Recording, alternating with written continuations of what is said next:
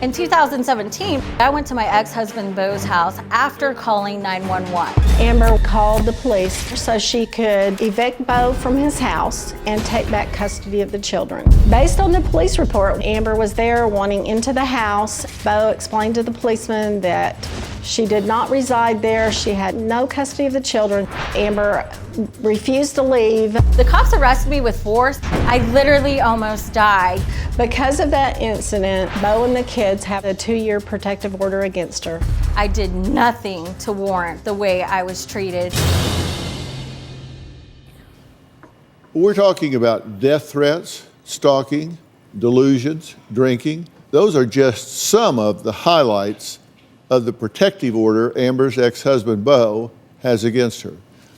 Now, Amber says she's upset about it because her parents testified against her and told the court that she is an unfit mother. Is that true? Yes, that's correct. And you did that because you were protecting the children. Absolutely. Oh, you think you're protecting the children? We would do the same thing again. Oh, you know what? I am a mother. I'm actually there for my daughter. You are. Oh, you know what?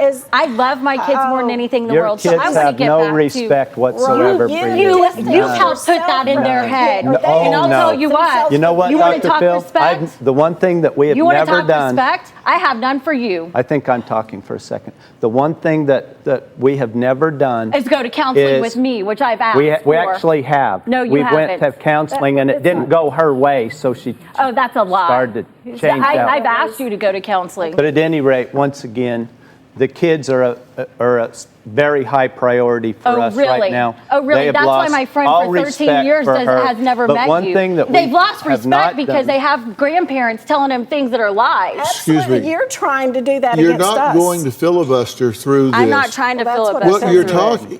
Anytime somebody starts talking, you start talking over them. When they're lying about me. The one thing that I'd like to comment on is that we have never, ever said one bad thing about her in front of the kids, ever, and never will. That's a lie. Never will. Well, you might be interested to know that we do pre-interviews, of course. Right. And neither one of them uttered a syllable negative about you.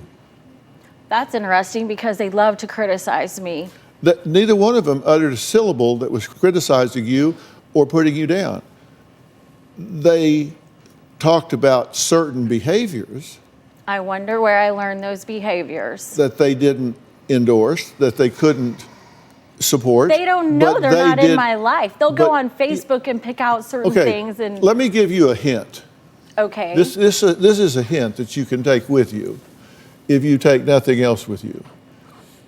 If you start talking the split second I stop, you weren't listening to what I said because you were formulating a response while I was talking.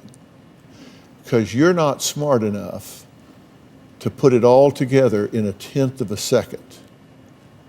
So when I stop talking and you instantly respond, you were formulating your response while I was talking instead of listening to me. And I am trying to work on not being as reactive. But when it comes to defending myself and when it comes to my children, what did I just tell you? I was listening to every word you said. What did I just tell you? You told me that if I start talking the second that you stop talking, then I'm not smart enough to listen to what you have said. And neither am I. I'm directing a response. And neither am I. I'm not smart enough either. We can't do that. We're not, brain's not that quick.